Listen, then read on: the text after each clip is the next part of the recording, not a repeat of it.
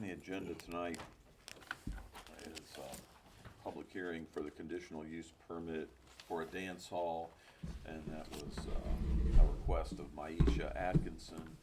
I understand that she is ill, My understanding? cannot be here, so we will open the public hearing and then continue it so she won't have to react. And please note, if you want to have additional public hearings or meetings, this is just a statutory, it's been advertised, she paid to have it. Right. Adjacent property owners were notified, and if you want to do your thing statutorily, you'll have completed your obligation as it goes, but she's not here to present, nor is she here to answer questions, and certainly think it would be appropriate after the public hearing if you wanted to table it or continue it for, I have questions okay. about I'd have questions about any dance hall, so we just open it Open the and public hearing, and if anybody would like to. continue it. Is anybody here Comment? to comment on that particular matter? Okay, These are the other two applicants. right, okay, and so, Can we close it? yes. Unless the mayor, do you have any questions or anything like that? Yeah, I got a question. Sure. I got a question on this. Now, okay, we're tabling this. Okay, but I'm like Mr. McCarthy said, I have an interest in it. I wants to know more about this. Agreed. So what I'm saying is, when we come back for public hearing, are we gonna hear from her then or what? Yes. Yeah, I don't, I, Okay, Yeah. so therefore there won't be no, There's no comments tonight. so, but they will be able to make comments next month? Yes. Okay. the public, yes, as the chairman decides, hey, because, you know, there's additional information, people can come to the podium based on the chairman's, And when we decide on a date, I'll resend letters to the adjoining property Okay. owners and let them know that we had to reschedule, and that way everybody will know again if they want to attend. okay? And please do, if you have a list of things, please write them out. And you can send them to either Jennifer or I, and we can provide them to Ms. Atkinson. If you have some questions that you'd like to pose, like security, obviously, all those logical questions. And in the meantime, what I will do, I will root around and see if I can find a list of conditions that were proposed for the last dance hall, nightclub kind of a thing that I remember. I think there were some other dance hall permits that were issued, one for Mitchell's, I think that 101 on Main has one. I can go back and look at whatever conditions were proposed for those as well, and I can distribute those, specifically Lucky Eights as well, which I think would probably be the closest to what I think this may be proposed. But you talking about Lucky Eights and all them. You know, I don't, she's proposing, looks like to me like event space and dance hall in existing business. So wouldn't that be different than having like Lucky Eights? That wouldn't be considered like Lucky Eights, would it? Well, a dance hall is kind of an all-encompassing, like Mitchell's. We all know what Mitchell's is. There's three components that form a dance hall: music, dancing, and alcohol being Right. served. See, When that's those what I three was are getting present, now if those three are not present, then you don't have a dance hall. But when those three are present, a dance hall permit is required. Will it be a restaurant also? I don't think it'll be a I restaurant. don't see anything in here about a restaurant. Only Okay. thing I see is But proposing I an think when event it's a space. bar, like when Sullivan's was open, you had to serve food in order Right. to have alcohol. Yeah, Right. so I just, okay. Let her come and answer the questions and answer You need a your motion to questions close and the make a public list in the meantime, and we can provide them to her. And we'll try to find some of the conditional use permits, what conditions were placed. Say on Mitchell's or Right. 101 on Main, which back then, God, was it the Sullivan's 2 or something like that? I don't even remember. It was a little before my time. If you remember, some of the folks from Sullivan's reopened, what is her name? Nancy Blair. Jenny Blair. Huh? Jenny Blair. Jenny Blair. So we'll go back and look at those applications and see what the conditions were, so you guys, and some of y'all may remember, being on planning commission back then, but it's probably been 12, 15 years ago. Okay, so do we have a motion to, You just Look. voted. I can You have great consider it power. done. At your command. Okay, And we'll table that. Please note that no action in 90 days will result in an automatic referral to the town council. Okay, so within 90 days, you need to manage or make a recommendation or continue the meeting for more information. But no action from the planning commission would result after 90 days to an automatic referral without recommendation to council. That sounds like a plan, doesn't it? Mr. Colburn was always quick to remind us. I think it was only a recommendation. They didn't have Yeah, to there follow you it. Okay, next on the agenda, the public hearing on the request of Wanda Epps to condition the 3 parcels of land. If I may, very quickly before you open the public hearing. Okay. Property in question, or the subject property, is on North Main Street. And it is currently in the general business district, even though most of the houses or most of the properties through there are residential. The only non-residential property up there is that, Duplex that Frank Williamson has. well, no, that's residential, but the weight room or the gym. Steel bangers. Uh-huh. Something like that. 957 CrossFit. CrossFit. 557 CrossFit. CrossFit. LV Harris's LV old Harris's. shop down LV there. Harris's old Okay. shop. That's really the only commercial. There is a duplex, and that is reflected in that green area right there. And that's a duplex that Frankie Williamson built probably 4 or 5 years ago. I guess this is a 2018 map, so previous to 2018. And these are 2 adjacent parcels. One of them has an existing home on it, which is not in question, okay? And then there's 2 vacant lots that are owned by Ms. Epps that are immediately adjacent to their zone business general, okay? The question today is not a conditional use permit to allow residential in that district, but because of the type of housing, okay? Her request is specific to being a double-wide manufactured home, which by our zoning standards is not the equivalent of a stick-built or modular single-family home, okay? And the only district which permits double-wide manufactured homes is the R3, thus the rezoning to R3, okay? This has been an odyssey, probably a year. We've been talking about a home over here, and we looked at modular homes, or she looked at modular homes. And a modular home with a conditional use permit can go in the general district, general business district. However, her selection or her choice was, I assume financial or economic, was that she wanted a double-wide manufactured home. Can you point out on the map where that would be? That would be No, primarily in this where, area, exactly where it will be. right there. It's right next to where Frankie Williams. Right next to Frankie Williams. So it is next door. Now, what we did, and this is not required, this is not necessary, the way I advertised it was, right, if you're standing at Main Street looking at the property, there's a duplex that Frankie Williamson built. Next to that is your mama's house, I guess your house now, and then there's a vacant lot in between CrossFit and her mama's house. That is where she intends on putting the double wide. We advertised it in the event we wanted to continue with that process or keep it consistent, that we would rezone her mother's house because it's currently business general. And a stick-built home, single-family home, is a permissible use in the R3 district, okay? Don't have to do it, she didn't request it, but that is the way I advertised to give you flexibility if you wanted to go ahead and include that. If you choose to take it out, you can take it out and just wait for the next time. But specifically, the vacant lot is the one that is where she intends to put the double wide. Okay? And so those of you who may or may not know, a double wide manufactured home looks like a modular, it acts like a modular, it is, It's a number or something, right? it's just a different building code. Yeah. It's just a difference in the building code. And a modular home, there's one on Scott Street. At the very end of Scott Street, that's a modular home. There have been 2 modular homes put in Taylor's Bottom on Carver Street within the past few years. If you guys remember, there was a real bad house that was torn down and a modular replaced it, and that's why they didn't need to come before you. But if you drove by and didn't go look at the plate on the side, you'd think they were double wides, okay?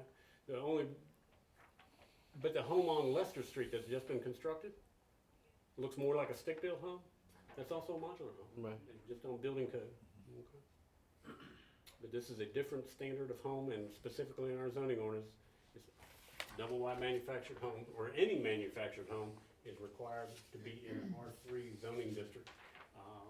Single wide has to be in a trailer park or a designated trailer park. a designated manufactured home park, which has certain standards about paved roads and utility connections and all that sort of thing. Whereas the double wide manufactured home can be put on an individual lot. Are there any manufactured homes anywhere on Main Street in Blackstone? I won't say yes, but I can immediately think of one. I can't think of one either, that's why I was asking. Not one that rings my bell, no, that I can think of. You see, really out there where she lives at, I guess she just wants to preserve the family property too. And really out there where she lives at, I don't see it being a problem. I mean, of course, that's just my opinion. Well, I can tell you right across the street is in the county, believe it or not, those homes across the street in the Right. county, and it's by right, you can put a modular, or a manufactured home in there across the street from it. I So don't know, one side of the street is town and the other side of the street directly across from her is house county. is in the county. Yeah. You can see where that town-county boundary Right. line is, and if she lived across the street, she wouldn't have to go to the process. Because the county, double wides are a by right, they're equivalent of stick with that. All right, let's, And I'll explain a little bit further. In part, the county is obligated, when you have an agricultural district by designation, or a primary designated use in the district is agriculture, you have to permit double wide manufactured homes. And that's why this was originally an agricultural district. If those of you that may remember that R1S district, and why did we change the name from agriculture to suburban? Is because the concerns were from the Eppington Forest folks that people were gonna be able to put double wide in. And back in the late, mid-90s, manufactured housing was a big, kind of a hot topic going around rural Virginia back then. And that's why you have a title, residential suburban instead of residential agriculture, which was the original zoning designation of that area of town in 1992. Were there any objections to this? I have received no objections to it, and we've notified all the adjacent property owners. I have not received I a call. sent out letters to all of the adjacent property owners, and we did get one that was returned and not delivered, and that was to the 957 CrossFit. Isaiah Warden, his letter came back, so. But it was, I don't see no problem myself. do we need to open a public hearing?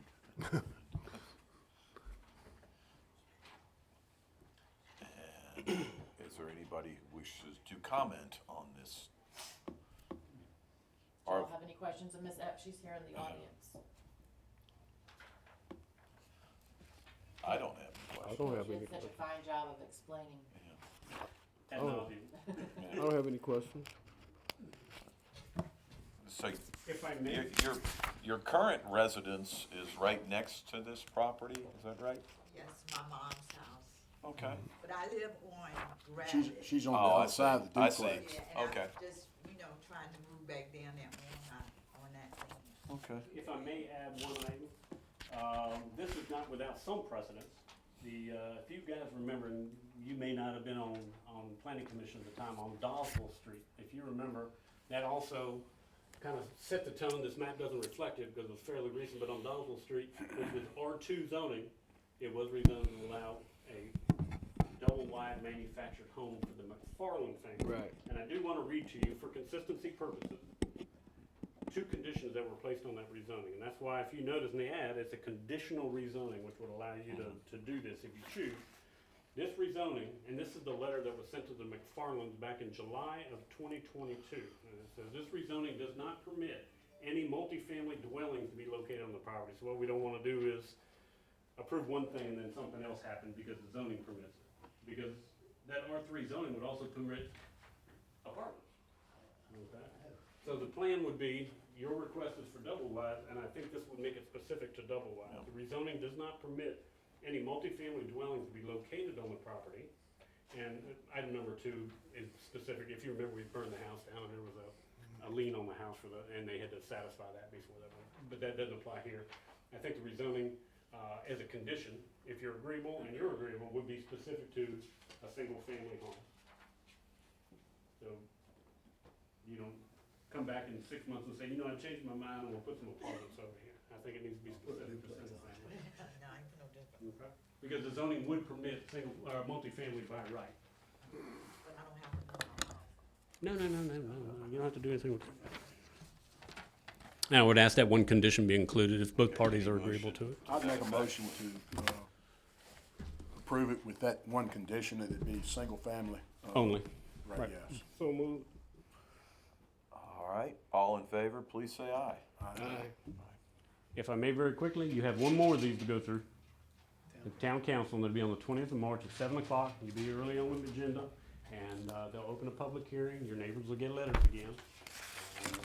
And I'll put the ad back in the paper tomorrow, or I'll do it tonight or first thing in the morning, one or the other. But come back on March 20th at 7 o'clock. But you do have a unanimous recommendation to approve a double-wide manufactured home with one condition, that it has to be a single-family home. You can't turn around and sell the property in 6 months from now and have somebody put up a.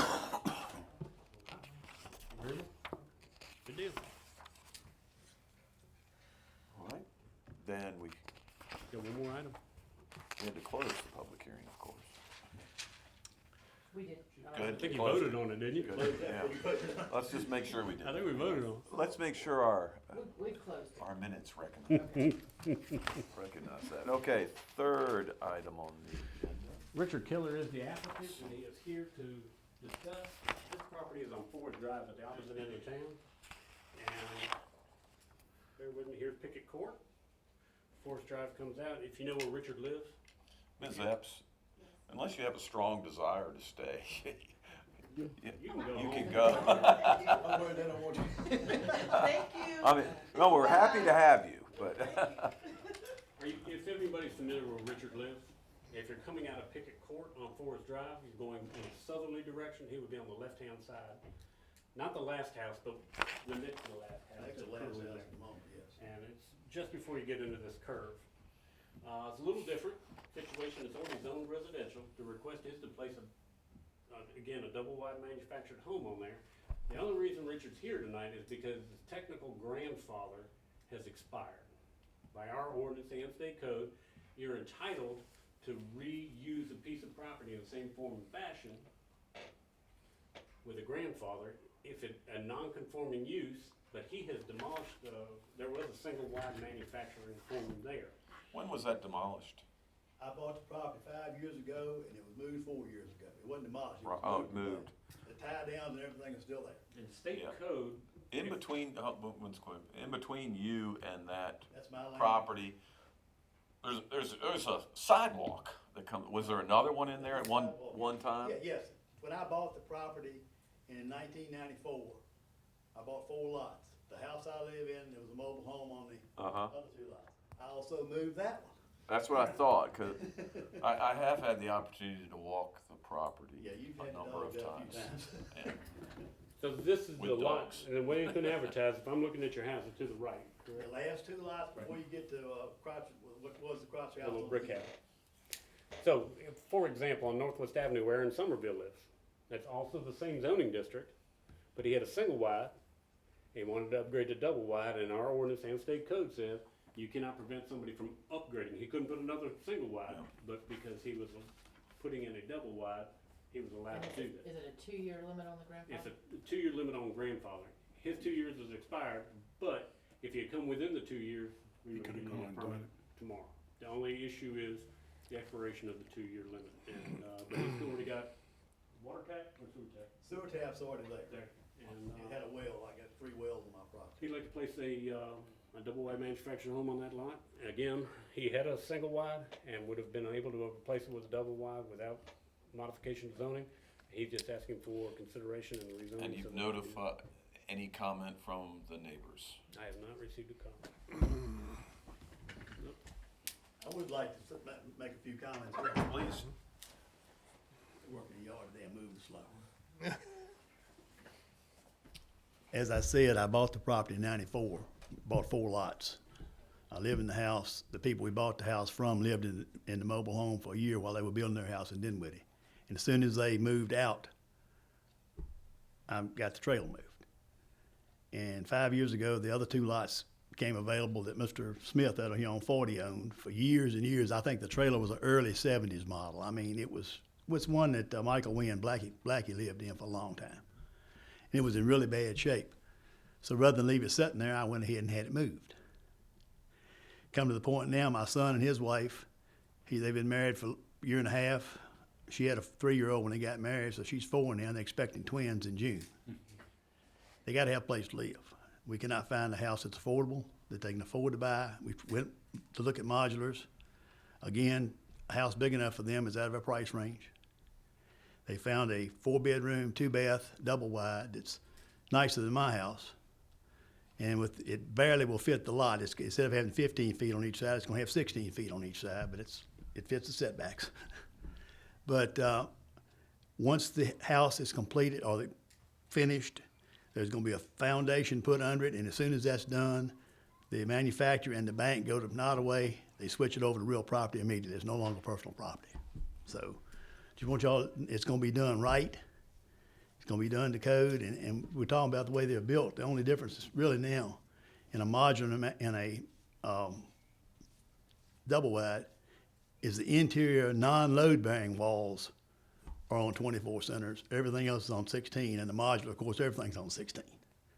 But any load bearing wall is still on 16-inch centers like a stick-built house would be. And I just would appreciate if y'all consider it, because time is of the essence. They're gonna have to be in there before those babies are born. They're gonna be in trouble. Thank y'all. And it is next to your own residence, so I it's assume two you want lots it to be a between- nice, It's 2 lots between mine. It's gonna be nicer than most houses on that street. I can tell you that right now. It's small. My house is 1,800 square feet. That's called because I put an addition on it. Most of the rest of them are anywhere from 1,400 to 1,600 square feet. This is gonna be almost 2,000 square feet. So they'll have room to move y'all in and take care of y'all later on in life. Well, he might have to if I keep on going down here like I am. any questions? Again, the same condition, if you're Yeah. agreeable, it'll be for single family and. Yes, Oh, by single the way, family Frankie only. wanted to buy it to put a duplex on. I can set it up. Yeah. And the duplex would be legal. Yeah, you Is that can right? put one right there on it. That is a good point. Oh, yes, we'll open the public hearing. Any comments from the public? Mr. Mayor? All right, and we'll close the public hearing. If you force me to, as a former resident, You live Mr. across the Keller, street from me. I would strongly suggest you grant his request. All right. Any motions? I'll make a motion with the same condition as the prior. I'll second it. All in favor, please say aye. Aye. All right. Yes, sir. Thanks, appreciate it, gentlemen. All right, thank you. Oh, you too, Mr. Hey, Oh, I thought you said Jennifer. I said thank you, gentlemen. Oh, I thought you said Jennifer. You too, lady. I thought you said Jennifer, I'm sorry. Stuck with the first one. All right, That's all that's on the agenda. okay. Questions, commentary, anything? Let's adjourn. Good deal. We shall adjourn. And it is 6:24.